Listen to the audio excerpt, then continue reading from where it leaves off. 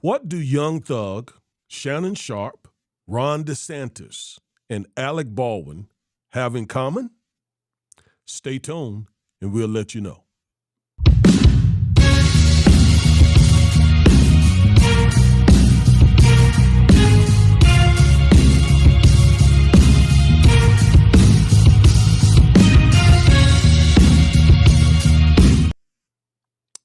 All right, all right. Thank you for sticking with us.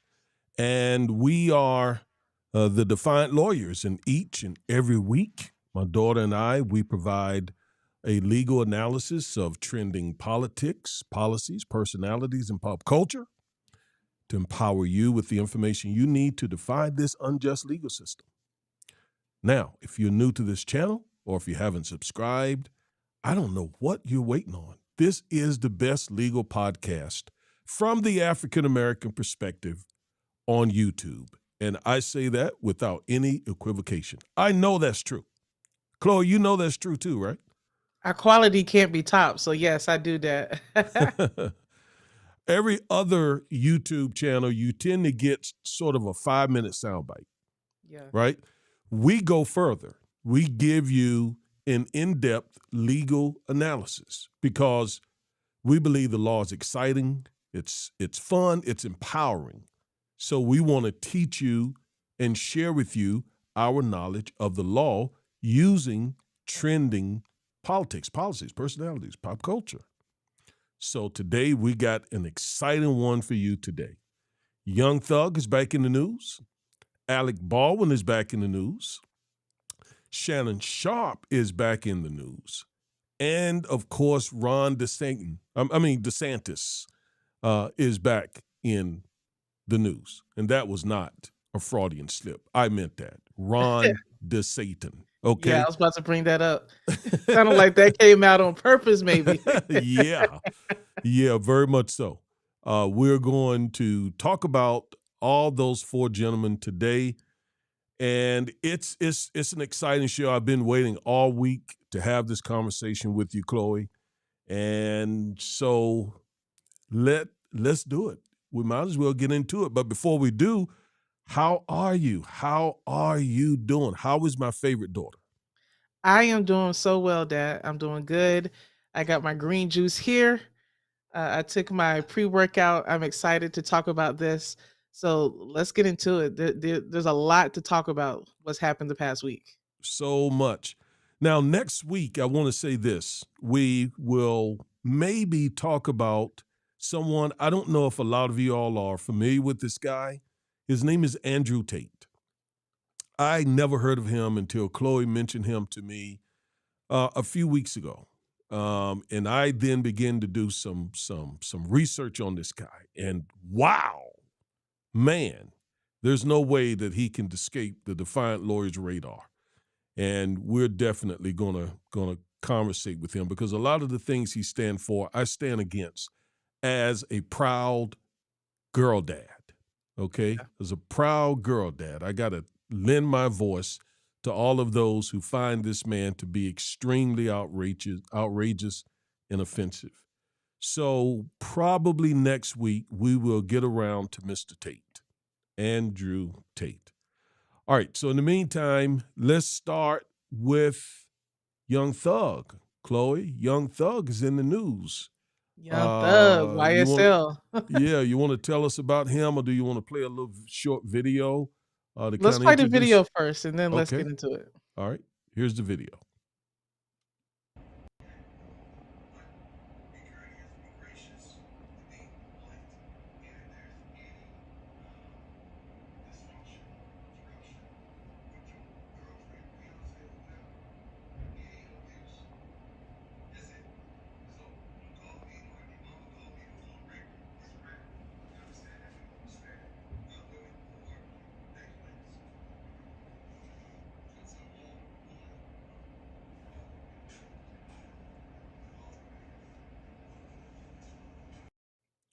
All right, there's the video. Chloe, tell us what we just saw, what the prosecutor says we just saw.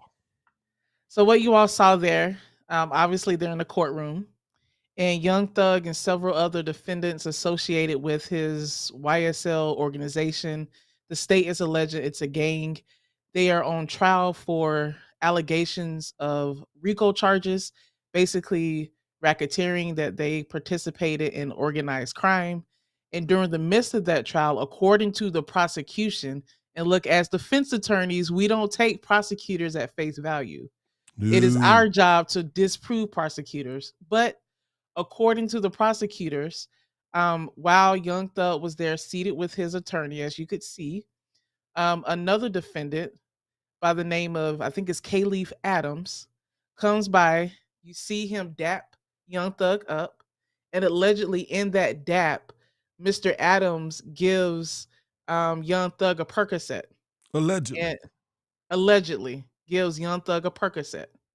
And as you can see in the video, one of the bailiffs comes up to Mr. Thug, and based on that interaction, the prosecutors are saying that Miss Young Thug, was in the midst of a drug deal in the middle of court.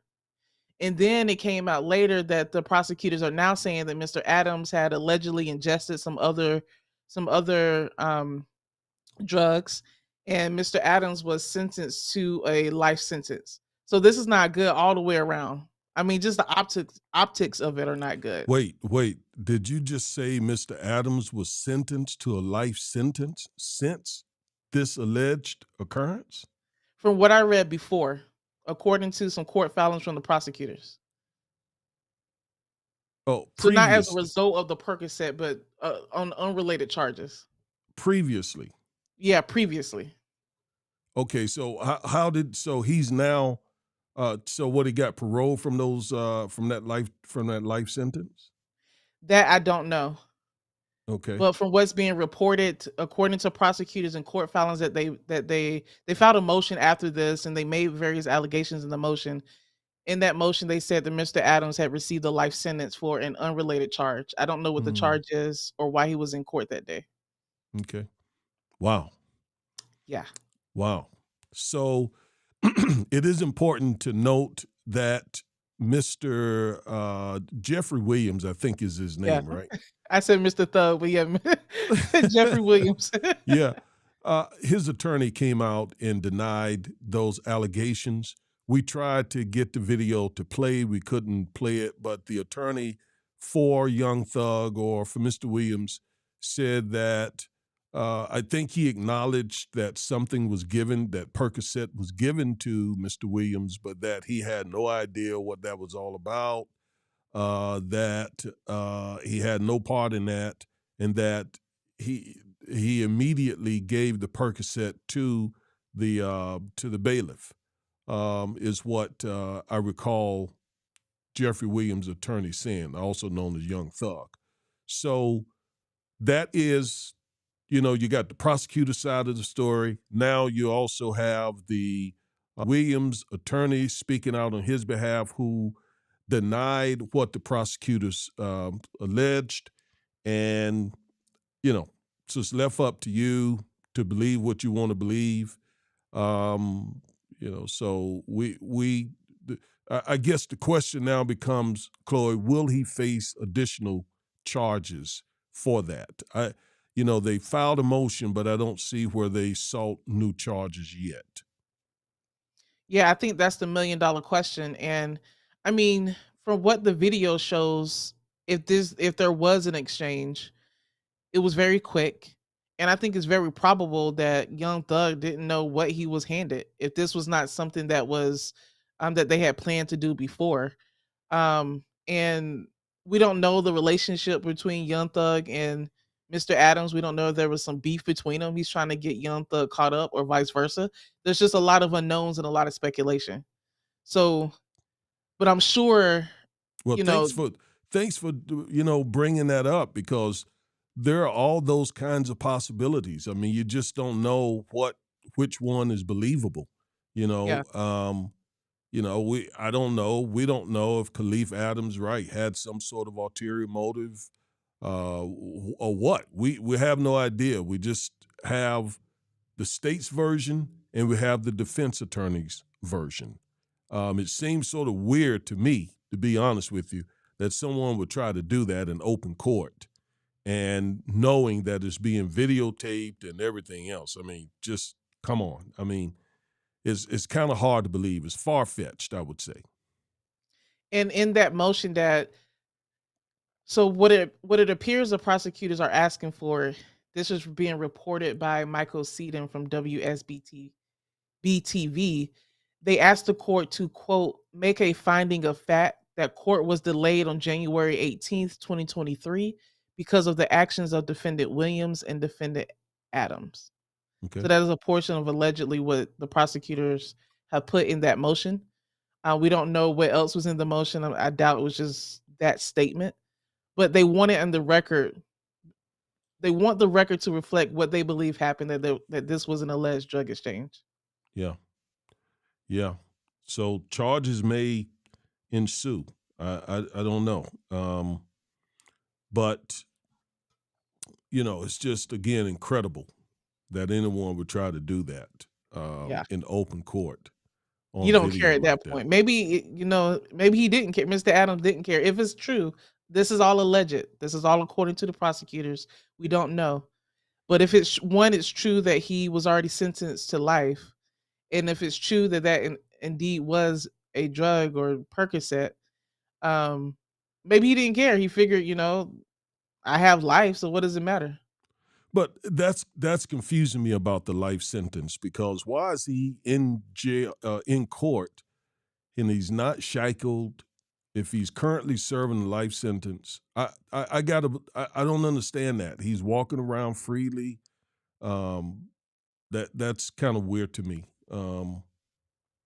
I read it as well a couple of weeks ago that one of the co-defendants had gotten a life sentence, but I don't know if he paroled out or what. That's my best guess. Yeah, so according to officials, is being reported in Fox 5 Atlanta, he was currently serving life without parole for murder. And then that's when he allegedly gave Young Thug the Percocet. So, yeah, to your question that why he was unshackled in court, why he was even there, we don't know. Yeah, that confuses me even more. Life without parole, so that means he was not paroled. So, Unless he I, was there to be called as a witness, yeah, maybe. but I don't know. you know, I don't. That's weird. That's just weird. I can't figure that out. I'm sure there's a simple explanation that we just don't know. Yeah. Okay, well, we will see if Young Thug, aka Jeffrey Williams, will be charged with some additional charge. It's a strong possibility. It is definitely unlawful to do that if that's in fact what they did. But who knows? And the reason they're in court is because they are selecting a jury, and it seems like that's taken a long time. And by the way, it's not a far gone conclusion that the state will win a conviction in this case because um, the defense team only needs to create one doubting Thomas. I like to call him one person who doubts the state's theory because it's important that you all understand when someone has been accused of the state or the federal government of committing a crime, it is the state or the federal government's burden to prove beyond a reasonable doubt that the person is guilty. That is a heavy burden. That is a really heavy burden to prove to all 12 folks in the jury box that the state's charges are indeed true beyond a reasonable doubt. Um, and we are talking celebrities here, especially with Young Thug. There may be some sentimental feelings amongst those on the jury, and it's all the more reason why the lawyers are painstakingly trying to get, jury members that they favor on the jury. I'm sure that both sides have jury consultants who have advised the attorneys what type of juror members, race, gender, occupation, any and everything that they can um, use to identify a jury member who is favorable to that particular side. And so this jury selection, and we're talking about multiple defendants, multiple lawyers who all get the chance to ask questions and so on. So this jury selection is going to take a while. And it is not a foregone conclusion that these guys will be found guilty, that the state will meet their burden of proof, Chloe. Yeah, and jury selection can make or break a case because who you have in the jury box and the biases and the opinions that they bring into that jury box will shape the way that they look at the evidence and assess the credibility of the witnesses and assess your client, the defendant. And as much as we try to be painstaking in choosing impartial and fair jurors, I mean, it's just a fact of life that we all come in with with biases, with preconceived notions, but it's the attorney's job, especially as defense attorneys, to get the least biased and impartial people that we can get on that jury, which is why black people, it's so important for when you get a jury summons to go to the court. We need more black jurors on cases, especially when the defendant is black. I know it can be annoying. I get it. I've gotten jury summons and I've thought, well, I got a court case and but still, we need black people on these juries to make sure that black defendants get fair and impartial trials, and that the state doesn't have some type of advantage. So please, if you get a jury summons, if you can, if your job is not on the line or in jeopardy, please go so that we can have more African Americans on juries. Excellent point. And one last thing along those lines, the qualifications to be a jury member, to even make it on the roll where the county uses to select potential jury members. Different states are different. Some states look at, for example, homeowners. Other states look at registered voters. States do a combination of different things. So if you're not registered to vote, that also not only to cast your vote, but also so that you can, in fact, serve on juries, it is extremely important that you register to vote so that you can be selected as one of the potential jury members. Okay? All right. Yes. So, enough on that. We will keep you abreast of what happens in this trial. There is a lot to go, a lot to do between now and the time the jury hands down its verdict. So, And with we that, will put our previous videos on this topic in the description box. We've talked about the RICO charges and just the Atlanta DA down there, and a couple other videos we'll put it in the description once we're done. yes. All right. So, we'll move on to our next story, Alec Baldwin. Alec Baldwin.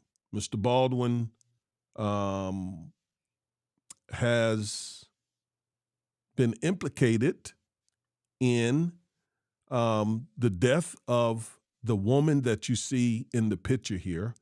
Chloe, pronounce her first name. Is it Helena? I think it's Helena. Helena. Pardon me. Um, Sorry for mispronouncing her name. Miss Helena Hutchins. And this is her family, her husband and young son. She was killed on a movie set. And the prosecutors are alleging that it was the actions of several people, most especially Alec Baldwin, who caused this young woman's death. And so the prosecutor has come back now and are saying that they intend to file criminal charges against Alec Baldwin. On the screen now is the prosecutor, the district attorney, the New Mexico district attorney. I can't pronounce her last name. First name, Mary Carmack Altwies. How did I do, Chloe? I would say it exactly the same way, Dad. Okay. So the DA in the middle, and Alec Baldwin and Hannah Reed, Gutierrez Reed, are the two people that the state has announced that they intend to charge with 2 counts of involuntary manslaughter. Before we go any further, Chloe, just what is your reaction to that? Let me just say, I was very skeptical as to whether or not the state would even bring charges, but they did. And so, what are your thoughts on it? We did a video about this topic too, and I was right there with you, Dad, in my skepticism about whether or not Alec would be charged. I feel for Miss Hutchins, and I feel for her family and her young son. And I do think people need to be held responsible for what happened. We're going to get into why the DA decided to file these charges over a year after this incident happened on October, I think, 21st, 2021. Um, but in a statement that she gave, she said one of the things that led her in her investigation to file these charges against Alec Baldwin and Hannah Reed is speaking with other actors and producers and people in Hollywood about how they handle prop guns and what should be done on set. So she said after speaking with several people in Hollywood, that is one of the reasons why she decided to bring charges against these two individuals. So as a defense attorney, I feel one way. I feel everyone, not I feel, it's the law that Alec Baldwin and Hannah Reed are presumed innocent unless they Yes, are proven guilty. very important. On one hand, I feel for Miss Hutchins' family as well.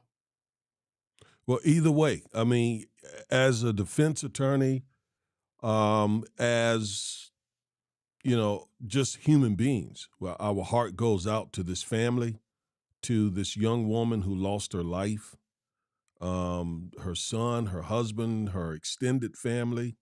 Um, while Alec and Miss Reed are presumed innocent, we still have incredible sympathy for the loss of life here. And so both can be true. We are objective lawyers, and we're criminal defense lawyers. At that, we do civil rights and personal injury, family law as well, but we do handle criminal cases.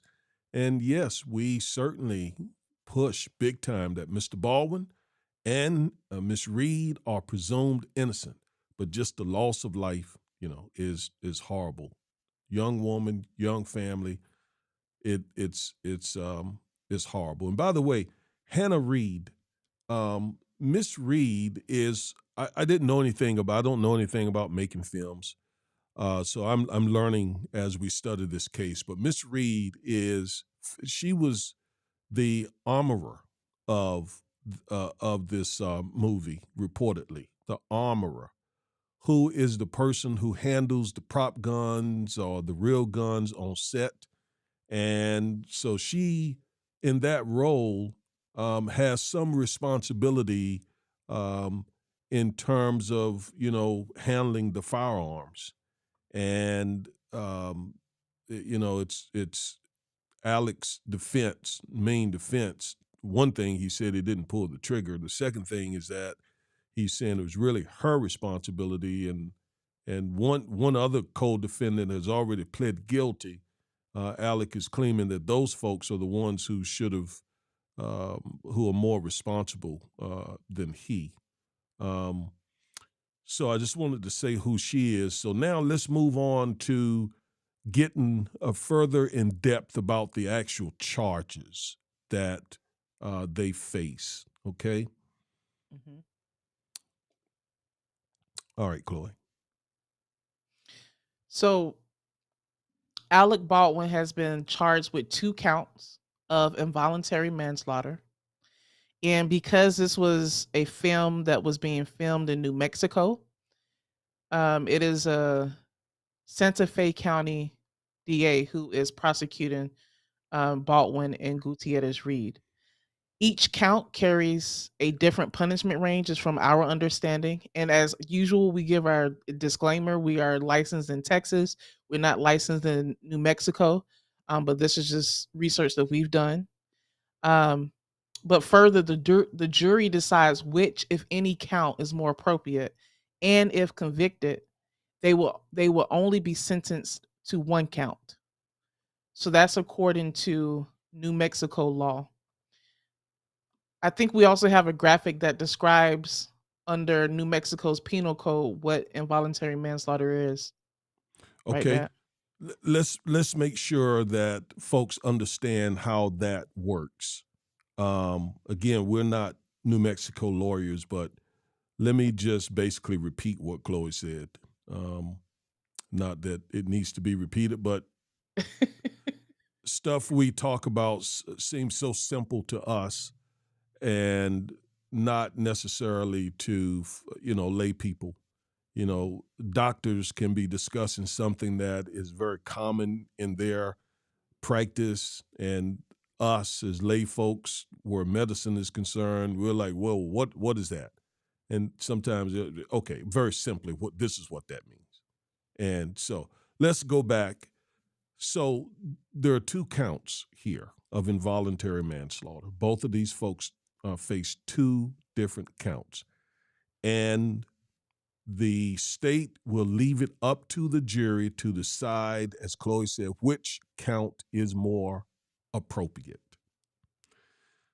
And they are two counts of involuntary manslaughter, but as we're going to see, they are different. There's some differences.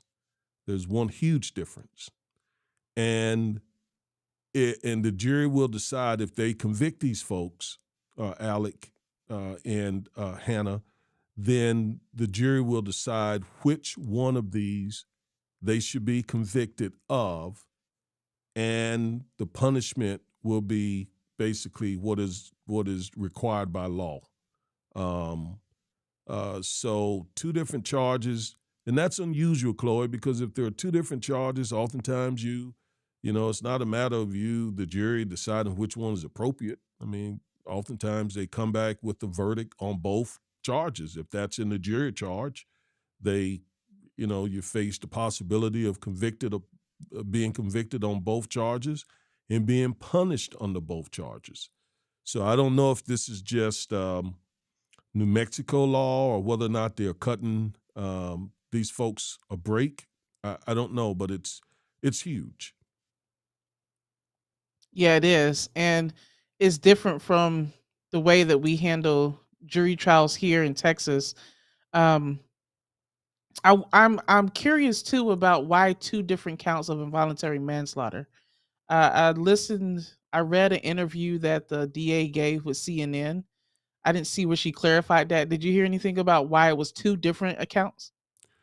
Well, well, let's go to the slide. Let's go back to the presentation, and maybe this will explain it. Um, so, on the New Mexico law, section 30-2-3, manslaughter, involuntary manslaughter consists of manslaughter committed in the commission of an unlawful act not amounting to a felony, or in the commission of a lawful act that might produce death in an unlawful manner or without due caution and circumspection. And this is where I think will answer that question. And one of the charges, one of the involuntary manslaughter charges, is enhanced because of a gun being used. Now, I still don't think that answers the question, because they could have just charged them with the manslaughter charge, the involuntary manslaughter charge that included the enhancement because of the gun. Why both? And again, to me, it just seems like they're trying to give them a break by including the lesser included offense. Both, and the possibility, the punishment possibility is very, very, very different. Because of the handgun, we're going to see it carries a lot more time than the one that doesn't have that enhancement paragraph in it. So I don't know if that answers that question, Chloe, because again, they could have just charged him with the enhanced involuntary manslaughter charge and sort of got the bigger bang. But they gave the jury the option of convicting him of a lesser offense, and it seems to me it's just trying to cut them a break. Yeah, or they may feel like they don't have the evidence to meet just that higher level of involuntary manslaughter. So, and we know that prosecutors don't like to lose, and when they bring cases, they want to win those cases. So they feel like, okay, this is just pure speculation, but perhaps if we don't have enough evidence to meet the um, the higher involuntary manslaughter, let's bring on both. And if the jury decides to convict, the jury can decide which level, which have we met our burden for the lower level involuntary manslaughter or the higher level involuntary manslaughter. And Yes, I think we should break down just a little bit more what absolutely. manslaughter is Yes, for sure. so that people know. And some people would think, well, what is the difference between manslaughter and murder, Yes, etc. yes, So the way that we learn manslaughter in law school is that manslaughter is the killing of a human being without malice of forethought. So basically, a person kills another person without having bad intent with the killing. And here in New Mexico, manslaughter can be defined as voluntary manslaughter versus involuntary manslaughter. The DAs decided to charge Baldwin and Gutierrez Reed with involuntary manslaughter. So, to break it down even more, what they are alleging is that Baldwin and Reed killed Helena Hutchins either by an unlawful act that doesn't rise to the level of a felony, or they were doing something that was lawful that wasn't against the law, but it produced death in a unlawful manner, or they didn't take the right caution and circumspection. Why was there a live round in the gun? Why was the gun actually fired? And all types of things. So they're saying, you know, they they're alleging that Helena Hutchins was killed, that Baldwin and Reed didn't have any malice in their heart, didn't have any bad intent, but either it was an unlawful act that is not as high as a felony, or they didn't proceed with caution or circumspection. yes. So that's right. Absolutely right. If the prosecutor, if the DA felt that they had any malice or forethought, then they would have charged him with murder. Mhm. Right. That's the element that makes murder different, as Chloe said. So, you know, there didn't seem to be any malice, which is sort of common sense. These folks were shooting a movie. So we can safely assume there was no malice that Alec had toward Helena. So that's a great assumption. I want to Now, ask you this, that okay, so see, the DA, she gave an interview with CNN, and she said this statement. I want to get your thoughts. She says every person that handles a gun has a duty to make sure that if they're going to handle that gun pointed at someone and pull the trigger, that is not going to fire a projectile and kill someone. End quote.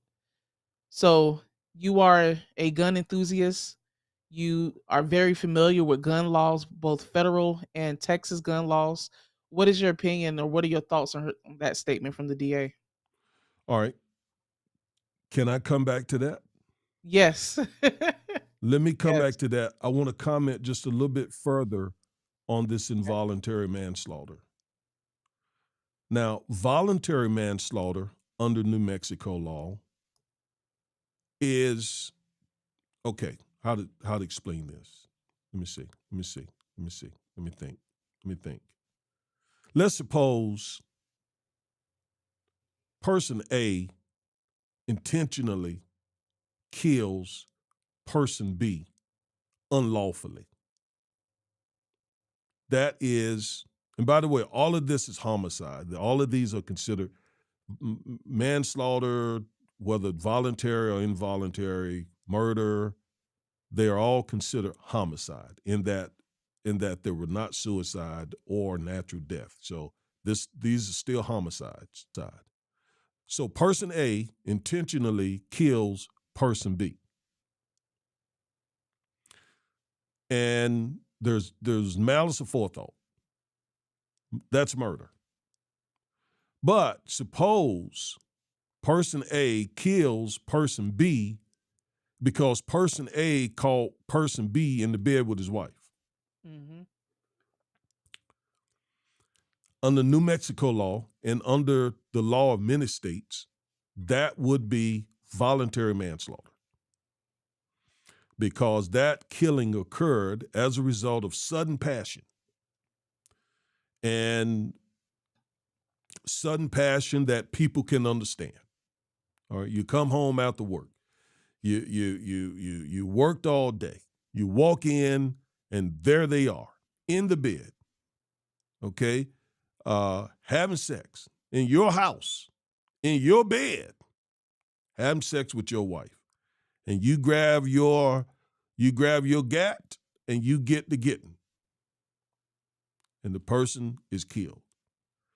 Now the law says, okay, we're not going to excuse that because you should have controlled yourself. You should have called 911. You should have did something other than killing this person. But we are going to give you a discount because dude had no business being in the bed with your wife in your house and all that. Yeah, so we can understand all that sudden passion.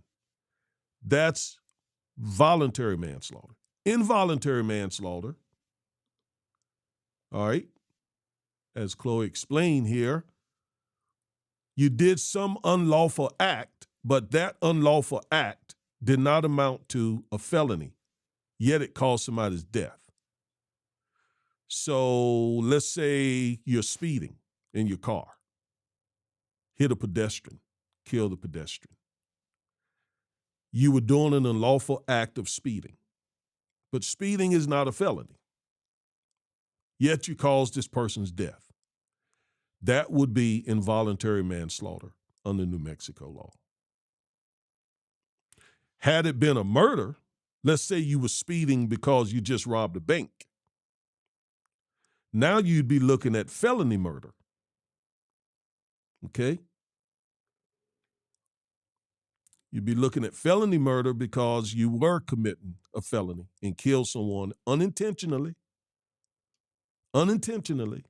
but yet you caused the death of someone while committing a felony offense.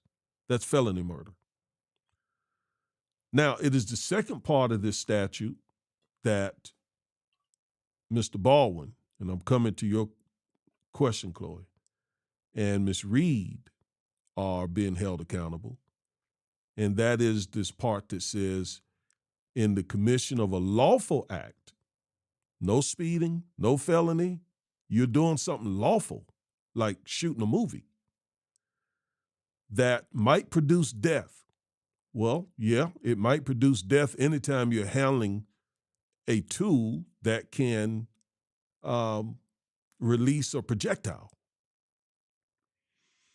And in an unlawful manner or without due caution and circumspection, you cause the death.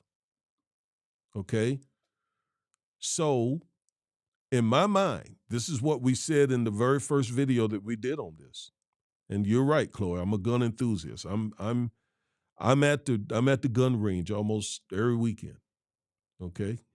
I don't miss many weekends. I went for a period where I didn't go, but this past over the holidays, but I'm back at it. And my wife, she and we go together, teaching her how to shoot. Chloe, you've begun to take firearm laws classes to learn firearm. My wife and I, we developed an acronym called SAFE.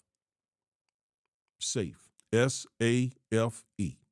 Let me see if I can remember it because we rehearse it every time we get to the range before we start shooting. We rehearse SAFE. So S stands for safe, stands for pointing the firearm in a safe direction. Never point the firearm at someone you don't want to shoot. You point it downrange or point it in the ground or something. Never at someone that you don't intend to shoot. So that's the S. The A, assume. Always assume that the firearm is loaded. Always assume that the firearm is loaded. Even if someone tells you it's not loaded, in your mind, it's loaded.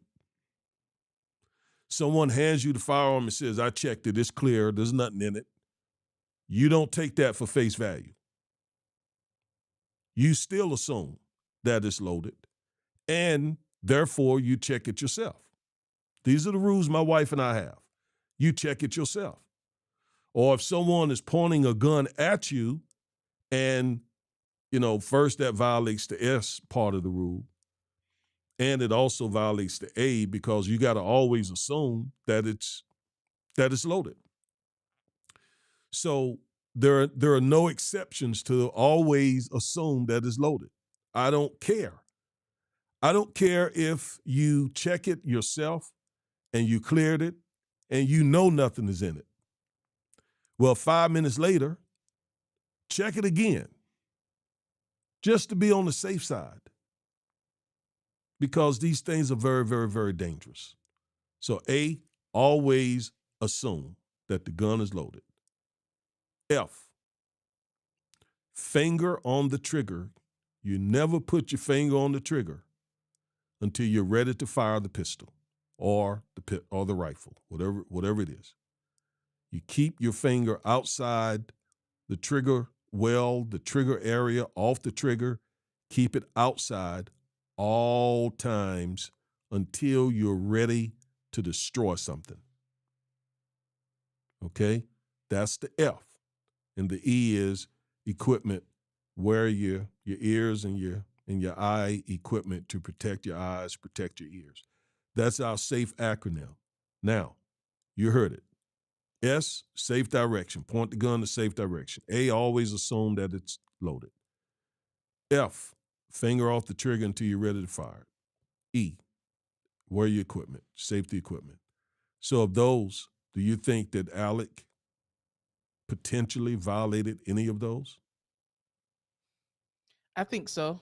Um, I Potentially, allegedly. allegedly, Yeah, potentially, he's right, presumed innocent, right. but just educating our viewers about handling definitely he could have violated S. And can you repeat what S is again? Safe, pointing it in a safe direction. Yeah, because the gun was somehow pointed in a direction where it struck Miss Hutchins, according That's right. to prosecutors and the police. I mean, that's a fact. It's a That's a fact fact, that it was pointed in her direction. I mean, not saying that Alec pointed in her direction. I mean, we don't know. We weren't there. right? But it was pointed in her direction. That's right. A, assume that the firearm is loaded. I think this is where the prosecutors are why they're charging the armorer, Hannah Gutierrez Reed. It's my understanding that it's her job to that is her role. Either she could have incorrectly told Baldwin that it was unloaded, but still it would be on him to go back and check himself and also make sure That's he right. follows S. That's right. If you're not ready to shoot, you don't need to point it at anyone. That's Period. yeah. I mean, to me, A is, like you said, S and A are the big ones. You know, pointing it in a safe direction. I can't imagine why the gun would be pointed at in a movie. I mean, she's the director. She's behind the scene. I don't get that. And A Well, I think she was a always assume, cinematographer. huh? She was the cinematographer. Okay. So, and I don't understand those terms, but I think how you say it? Cinematographer. Cinematographer is the person who actually tells the camera people where to actually point the camera and tell the actors where to stand, and they're the ones out there literally directing, the shots as they occur. Yeah. Yeah. Um, but so let's just say, for example, Miss Reed said, "Here, Alec, here's the gun," and I've cleared it.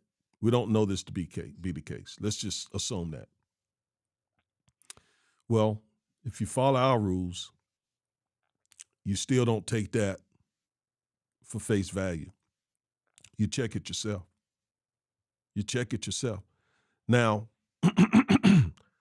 I think too another reason why Miss Reed may be facing charges is because of the question in the first place. Now, I don't know. Why was there a live round in this gun on a movie set? I mean, that was not needed. We all know in movies, the guns are fake, or they're at least not capable of firing live rounds, I wouldn't think. I mean, why would you do that? That's careless. That's reckless, right? I mean, having Yeah. a live firearm on a movie set and they're out there shooting the movie using the gun. That Yeah. wow. So yeah, I mean, you're right. S and A and F, um, maybe what's in the prosecutor's mind as to why they brought charges here. Yeah. I mean, that's what she said, and that's what. And when I say "see," I'm talking about the DA. And she also said, "quote There was such a lack of safety and safety standards on that set. There were live rounds on set. Again, this is all allegations. It hasn't been proven in court. The evidence hasn't been weighed to see whether or not it's admissible or credible. This is just statements that the DA is given."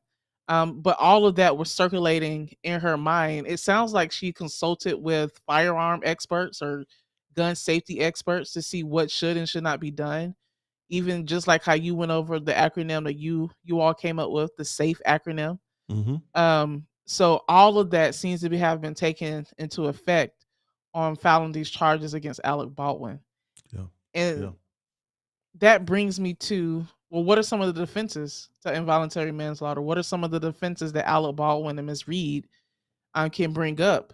Um, there's a few.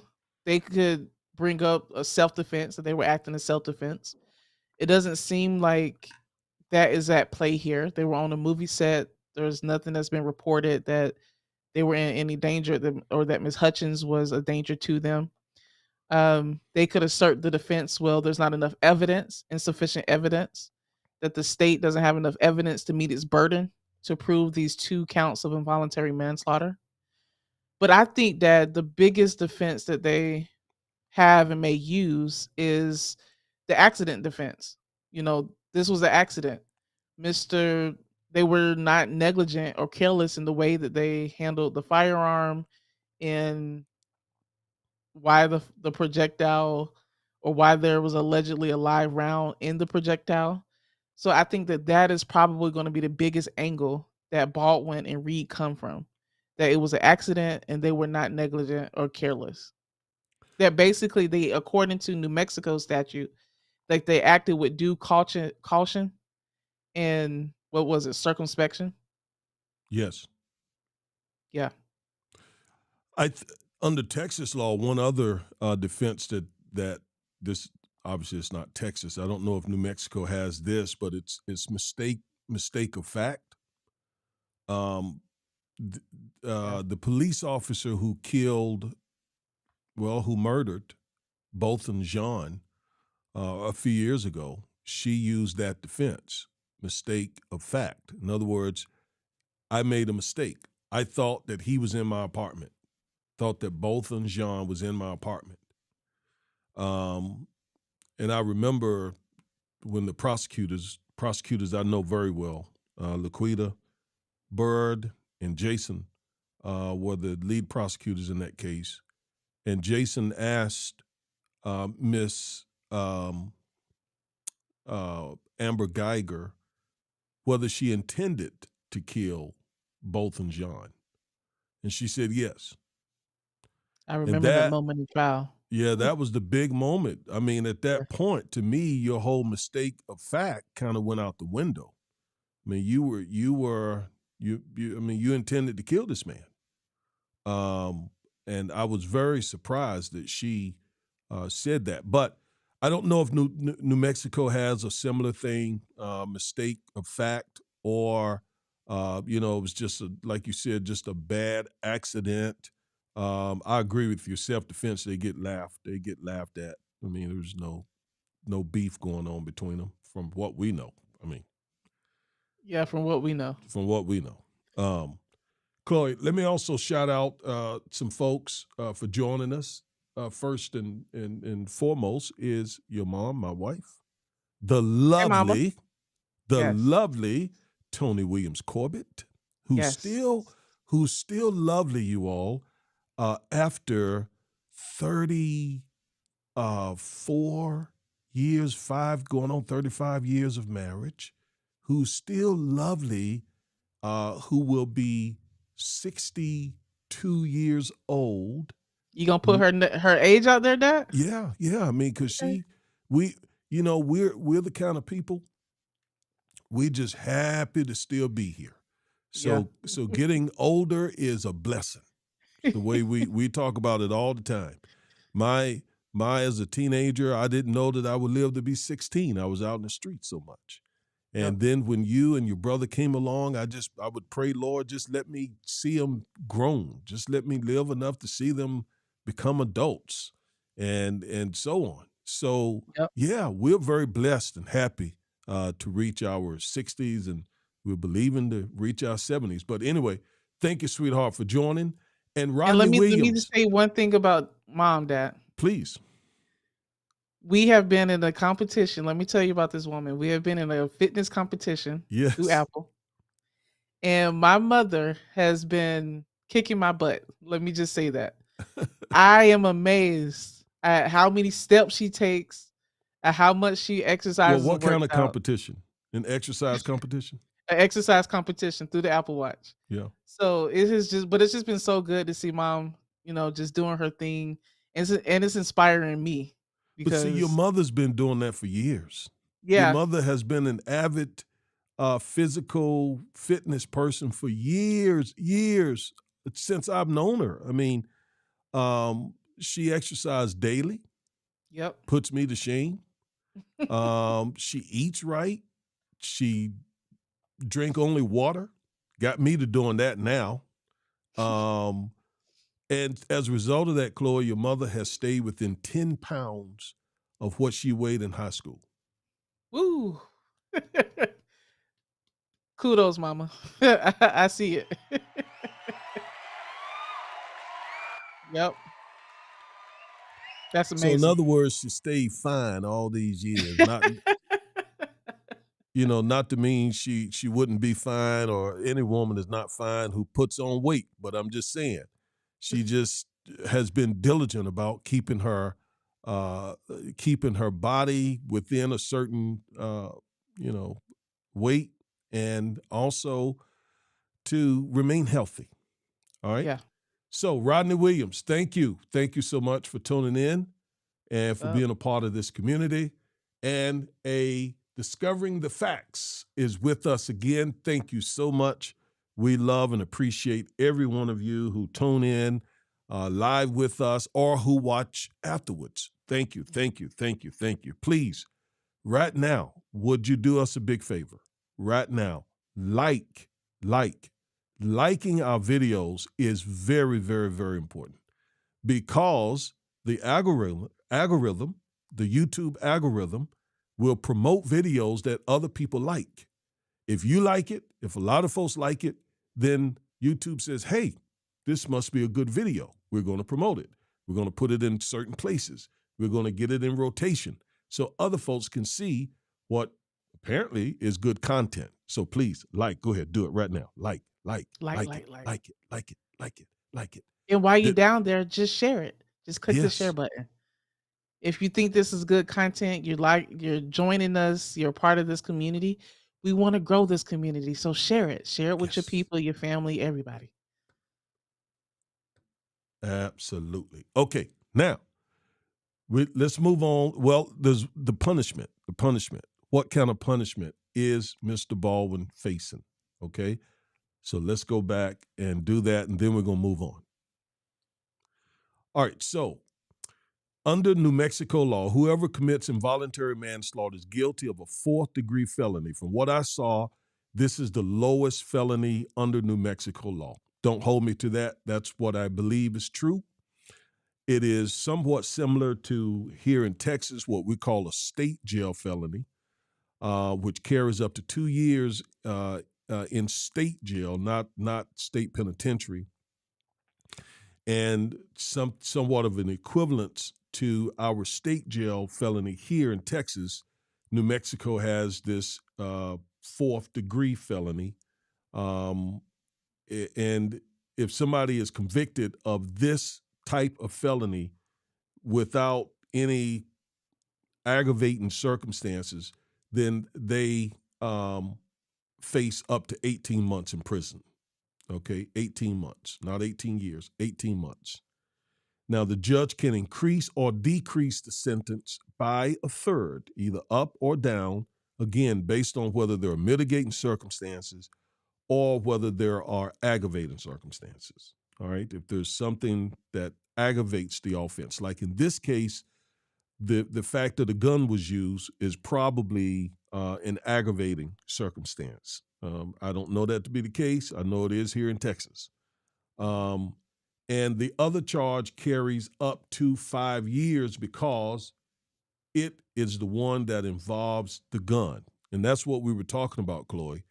We were saying whichever one the um, the jury decides to convict Mr. Baldwin or Ms. Reed on, if they convict him, it will really be very, very significant, because if it's the involuntary manslaughter charge that involves the gun, then they would face up to 5 years. If they convict them on the lesser included involuntary manslaughter, then they would be looking at a potential 18 months, but it could be enhanced a third. And a third of 18 months would be an additional 6 months. So they could be facing 2 years if convicted on the lesser included involuntary manslaughter charge. So they're facing some time if they are convicted, if in fact they are convicted. Um, a lot of times, though, a lot of cases they're pled out, meaning the defendant and the prosecutors come to a plea deal, and if the judge accepts that plea deal, then the case is disposed of that way. But what I've noticed is that a lot of these celebrity cases or cases with a lot of notoriety, they tend to go to jury more. I don't know if that is because the celebrity or the famous person thinks maybe their potential influence could have some sway on the jury. But I Sure, have noticed that a lot of these celebrity cases do tend to go to trial and not result in any plea agreements. So we sure. will see what happens with Baldwin and Reed. And I also heard the prosecutors say that they're not looking for any jail time, any prison time. That's going to be real important as well, because if they're communicating, if they tell the jury we're not looking for prison time, now that would only come up during punishment phase. That wouldn't come up during guilt and innocence phase, or it shouldn't, because you know. Because I'm sure the defense would not want that coming up, because the jury may say, well, hey, if they're not trying to send them to prison and this is a tough case to decide, let's just go on and convict them knowing that they won't go to prison. Yeah. So that shouldn't come up until getting guilt until punishment phase. Yeah. All right. So, Chloe, are we ready to move on to the next story? We are ready. All right. So, Ron DeSantis. Ron DeSantis. And I'm just going to be straight up here. We believe this man's a racist. Flat out, point blank, we believe Ron DeSantis is a racist. This man does everything he can to oppose African American progress in the state of Florida. And the thought of this man running for the presidency, the thought of Ron DeSantis wanting to become the president of the United States of America is just frightening. I mean, all the things that he has done. He has led the fight against teaching critical race theory in Florida schools, although critical race theory is not being taught in public schools. He led the fight to do racial gerrymandering, literally got one majority Florida voting district thrown out, dissolved on the court order. He led the fight against vaccination, is trying now to permanently have Florida law changed so that no one after him could impose a mask mandate or a vaccine mandate. And why is that racist? Because a lot of the people who died from COVID have been African Americans. Okay, I mean, it hits our community and the Hispanic community rather hard. Um, so yeah, this guy is just through the roof. And his latest escapade here is his administration opposed the implementation of an advanced placement African American history class. His administration worked against it. Now, the Florida Commission of Education, Manny Diaz, said, and I quote, reportedly, "We proudly require the teaching of African American history. We do not accept woke indoctrination masquerading as education." Now, Chloe, that is the buzzword, woke, woke. Critical race theory was the buzzword last year and the year before. Now, white conservatives have created another buzzword, another fear word, and that is woke, woke, woke. And so the way I interpret this, give me your thoughts. The way I interpret this is we're going to teach African American history the way we want it taught. We're not interested in letting you all teach African American history the way you want it taught.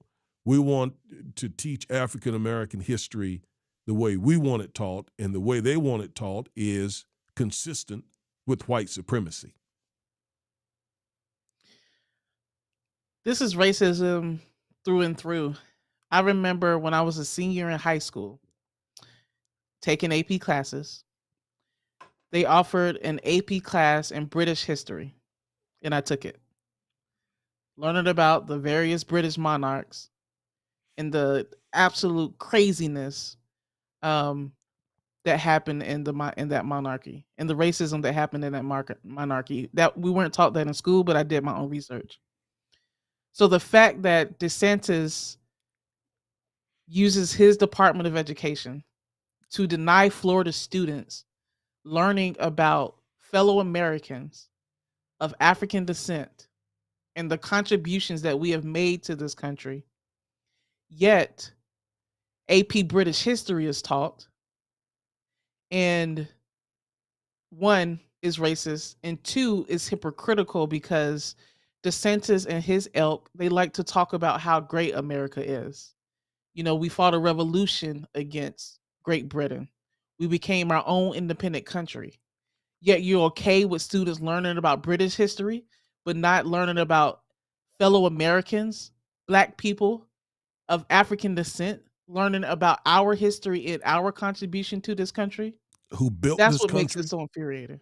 Yes, who built up this country's economy, who literally built the White House, who provided all types of contributions that you don't want to teach your students in Florida about this. It's flat out racist. And the fact that they're using this woke word now to basically just say we don't want our students learning about how valuable black people have been to this country and continue to be is infuriating.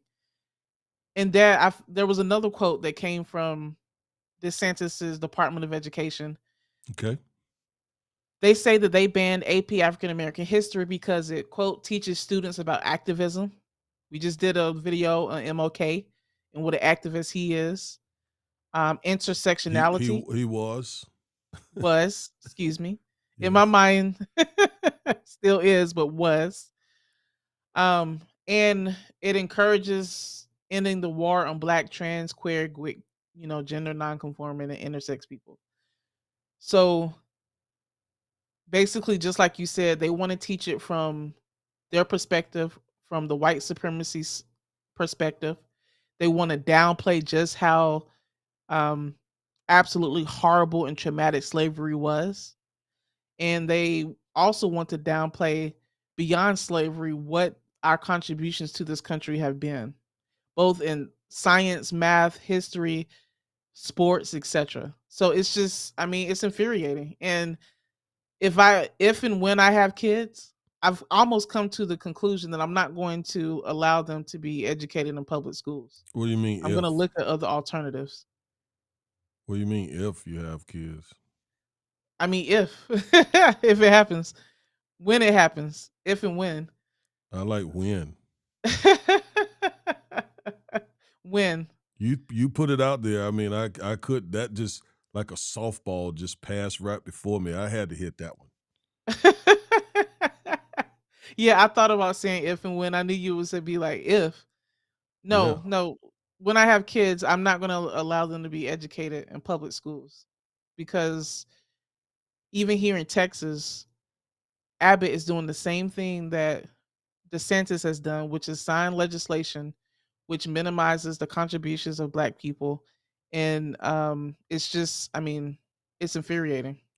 Well, I think also they miss a golden opportunity to quite frankly, because one of the things I point out so much is slavery was abolished in this country largely because of the work of white abolitionists. Of course, Frederick Douglass, Harriet Tubman, and many other unsung African Americans fought vigorously against slavery. But we were chattel property.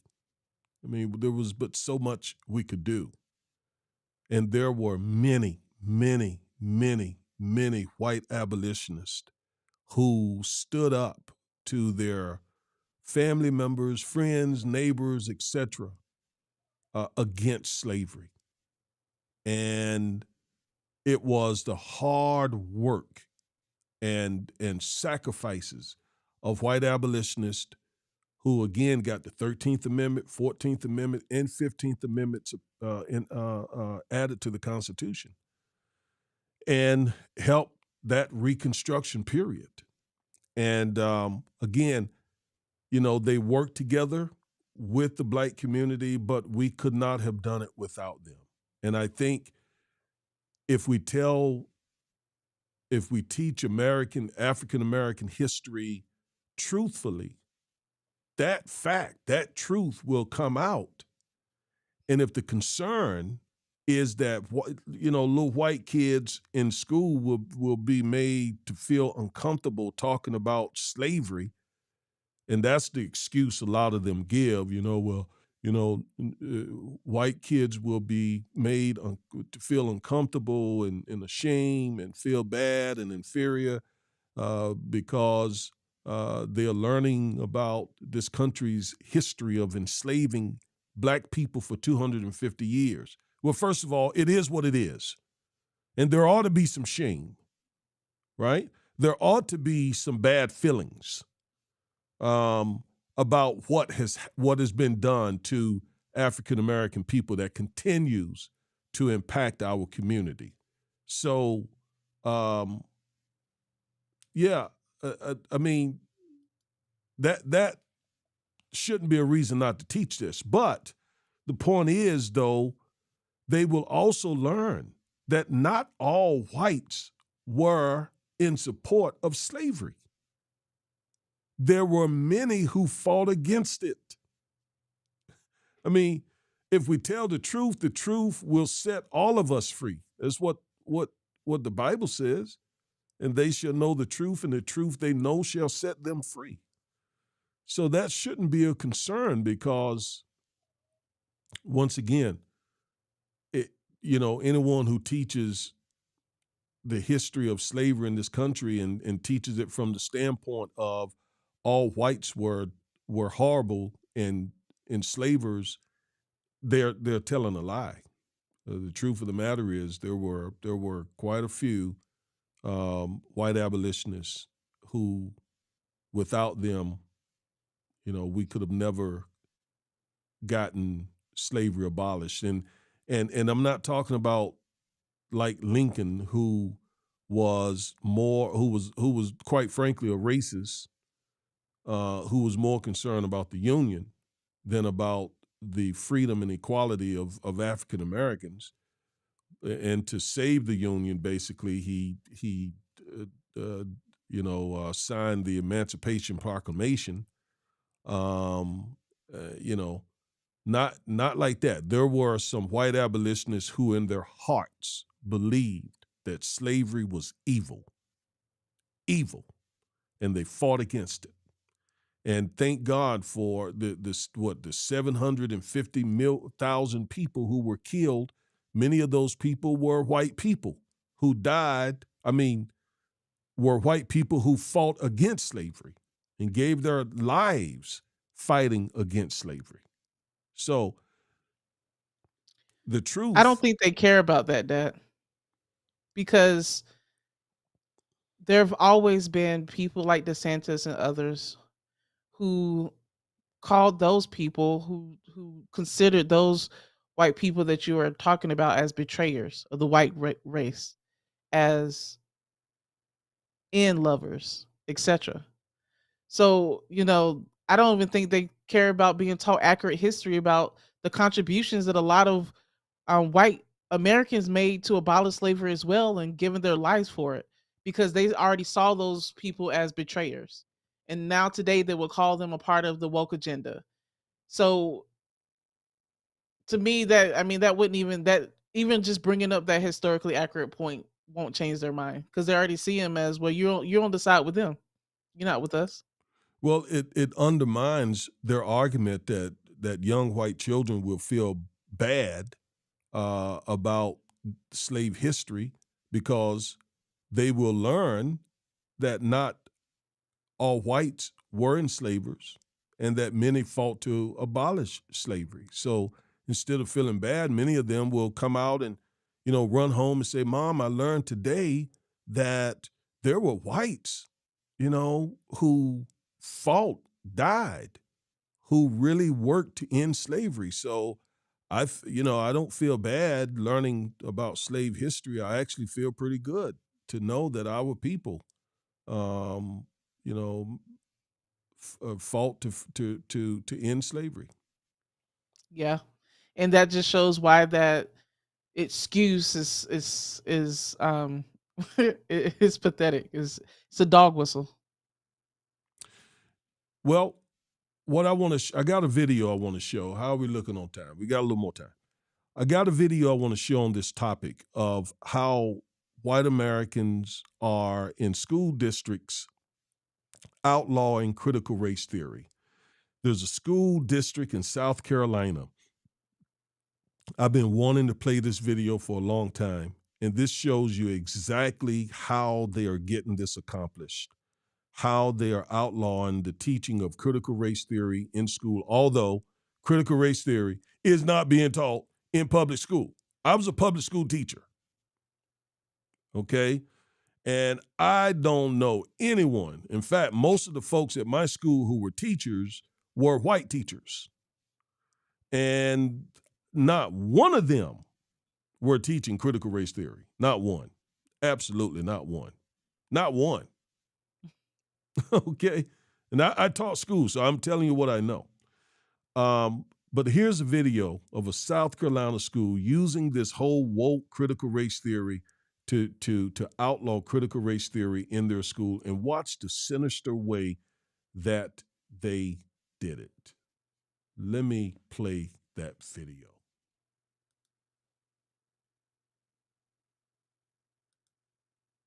The services of Mr. Brandon Gaskins effective immediately. As Mr. Chairman, I make a motion to terminate the employment of Dr. Tiffany Richardson as an in-house general counsel for Berkeley County School District. And retain the services. No, we're going to maintain order in this meeting. And retain the services of Mr. Brandon Gaskins effective immediately, as discussed in executive session. All right, listen up. We're going to be respectful during this meeting. You may disagree with our votes, but Now, the black general counsel was an African-American woman, okay? And she had just gotten a good job evaluation. She was highly qualified. Not only was she a lawyer, she had a PhD. I mean, she was tremendously qualified. They fired her. Now, let's go back, because that's not all that happened here, okay? Let's go back. This was atrocious to watch this happen. Retain the services of Mr. Brandon Gaskins effective immediately, as discussed in executive session. all right, listen up. We're going to be respectful during this meeting. You may disagree with our votes, but I'd ask that you please be professional and calm. What kind of example are you setting for our kids, disrupting a meeting like this? No, we're going to be responsible, and we're not going to be disruptive of this meeting. All right, Ms. Littleton, can you please repeat your motion? Want me to repeat my motion? Yes, please.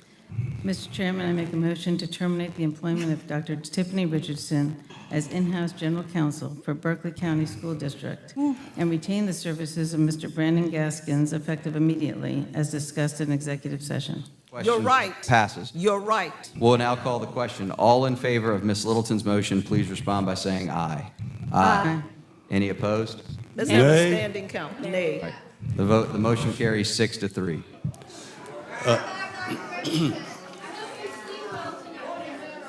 Don't do it. Don't do it.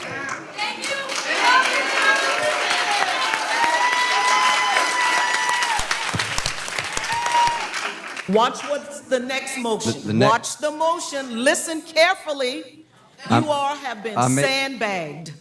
I make a motion to terminate the employment of Mr. Dion Jackson, the superintendent of the Berkeley County School District, effective immediately. Do we have a second? Second.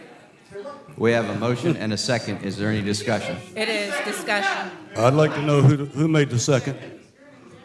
Mr. Henson. Who made the second? I made the motion. Mr. Henson made the second. Oh, okay. All right. We have a motion and a second. Is there any discussion? Yes, there's discussion, absolutely. Okay, Mr. Barrow, you're Absolutely. recognized. I'd like to know the justification and the rationale reasoning for firing an individual who just was proficient in his first annual evaluation.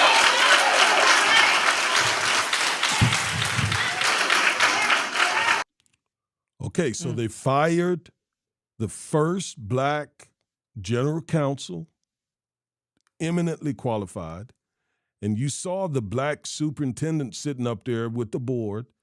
They then filed a motion to fire him as well. Okay?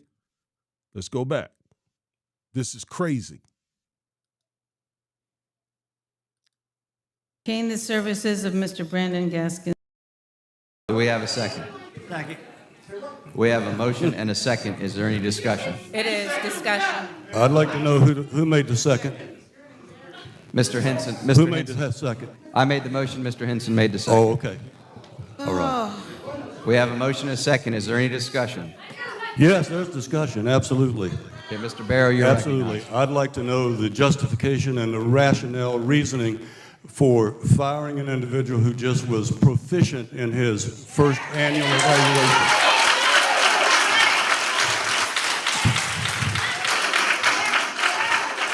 What's the reason, Mr. Chairman?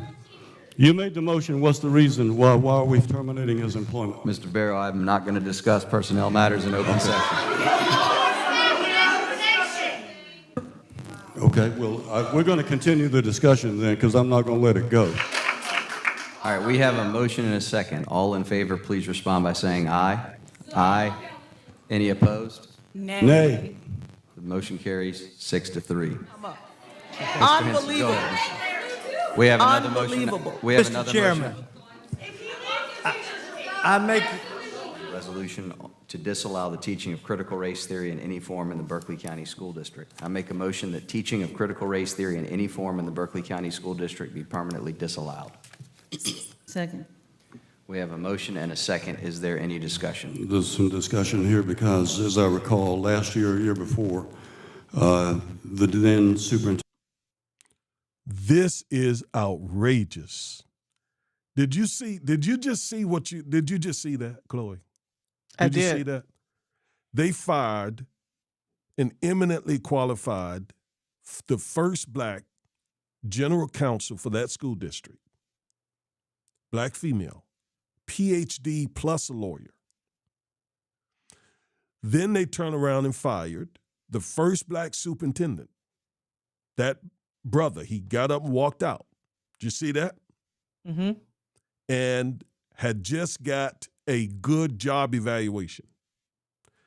After they fired both of those folks, then now the coast was clear for them to make a motion to outlaw the teaching of critical race theory in that school district. This, I don't know if African Americans understand what's really going on here. I be trying my level best to sound the alarm. But this, what we see here happening here, is like McCarthyism. It's white backlash. It is outrageous. It is totalitarianism. It is opening the door for fascism. I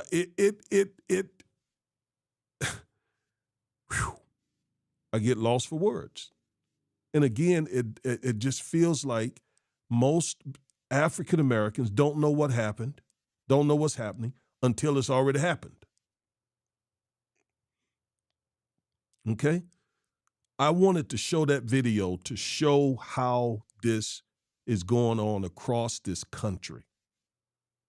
Across the country, especially in southern states, where they just don't want to deal with the fact that for 250 years, you enslaved a race of people for 2.5 centuries.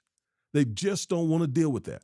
They don't want to deal with the fact that this country continues to be a racist country throughout and throughout. That is a fact. Just last week, we did a show where we highlighted a bank that was here in 2023 redlining black communities. We saw during COVID how black people died disproportionately. We know of the racism in the criminal injustice system. We know of the racism in the education system. I wrote a book on it. We know of the racism that is in the healthcare system. All these systems are filled with policies and practices that are targeted against African Americans. yet they deny it. They try to hide it. They don't want it spoken of. They don't want to talk about it. But God is a God of justice. He's a God of justice. And I'm telling you that I believe they're fighting against God. Anyway. Yeah, I mean, this is a political strategy that conservatives are doing to target school board elections. I've read about it in several articles, newspapers, publications about how they are targeting schools and what is being taught to schools because they know that the young people are the ones that typically stand up and speak out against justice in every generation. You know, Gen Z. Um, it was the young people during the civil rights movement. A lot of times it was the young people who gave their lives fighting in the Civil War. So if they can restrict what information and restrict knowledge to our youngest members of society, they feel that when those people grow into adults, that they will be more in tune with the the retargeting that they're trying to do in America's society with the America's minds. I mean, all types of legislation has been passed. I read where a couple states are they passed legislation where school board members would have to list their party affiliation, probably hoping if people see that they're Republicans, let's just vote for them. And back to the sentence that they've done so much in Texas, I mean in Florida, excuse me, to target school board elections, and because from what I read, it was the school board elected officials that were the last ones that were pushing against DeSantis in some implementation of his legislation. So that's why he has been over the past year or two been focusing so hard in getting candidates that back his quote unquote anti woke agenda because they were the last frontier in stopping him from this misinformation campaign that he's going on and this racist campaign to deny what truthfully happened in America's history. So this is a strategy from the Republican side to target and politicize school board elections. And they're doing pretty well at it, unfortunately. Yeah, I mean, Black Americans, Sister Ave says, I think she says it best, most Black folks are asleep. They're focusing on stuff that doesn't matter and not sounding the alarm regarding the things that really matter. And she calls it Jim Crow 2.0. Mm. I couldn't agree more. That's where we are. And while Black people tend to be reactionary, we tend not to really get engaged in something Yeah. until it happens, until the bad thing happens, right? And then it's too late. By that time, we're enslaved, or we're, Jim Crow is, it's too late at that point. The folks who are pushing this agenda are constantly at work pushing this agenda.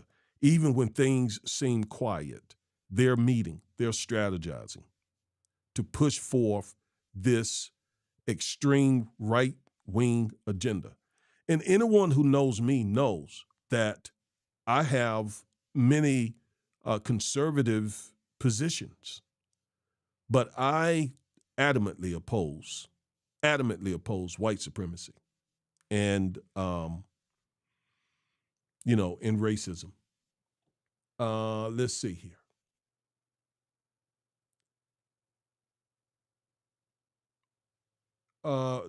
We also see here Lorraine, who is an old colleague of mine, teaching school, and a church member of ours.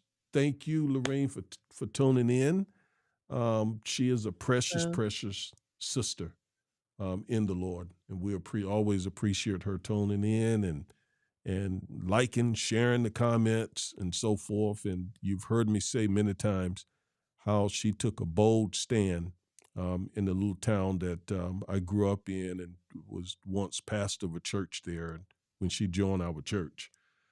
So shout out to Sister Lorraine. And I don't get tired of saying that because I know how big a deal that was. All right, now let's go to a much lighter story. And this is going to conclude our show for today. Let's talk about Mr. Shannon Sharpe. Shannon is back in the news. Shannon had a little dust up. I think it was last night or the night before.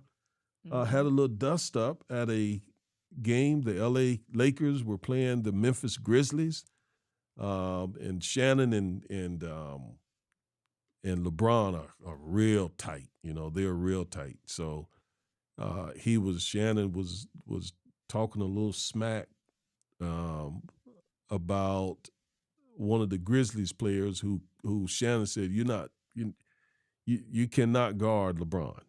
And then Ja Morant got into it. And then, anyway, let me play the video. Here's the video. I got some video for y'all. Watch this. Ja Morant just 2 for 10, does have 6 assists. And the Grizzlies just cannot put any distance between themselves and the Lakers on the scoreboard. At the Crypto.com arena, Dylan Brooks was having words with Shannon Sharpe, Hall of Famer and broadcast.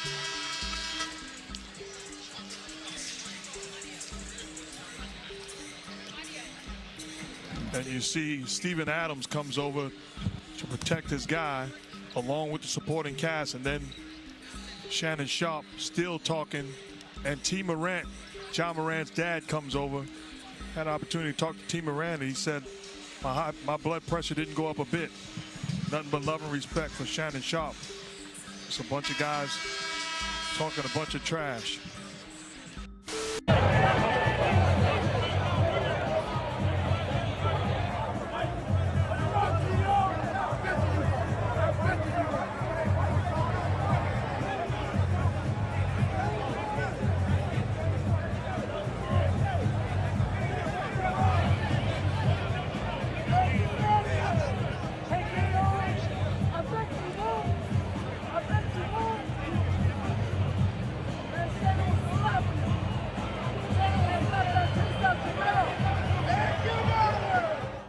Okay, so these were the clips that I found of former NFL Hall of Famer and current co-host of Undisputed father, T. Morant. In his show, Shannon is a workout warrior and is in peak condition, as you can see here. Dude is do all that talking and jockeying, and I ain't about that jockeying. It started with Dylan Brooks. I said he was too small to guard LeBron. He said, F me. I said, F you back. He started to come at me, and I said, you don't want these problems. And then Ja came out of nowhere talking. He definitely didn't want these problems. Then the dad came, and he obviously didn't want no problems, but I wanted anything they had. Don't let these fools fool you now.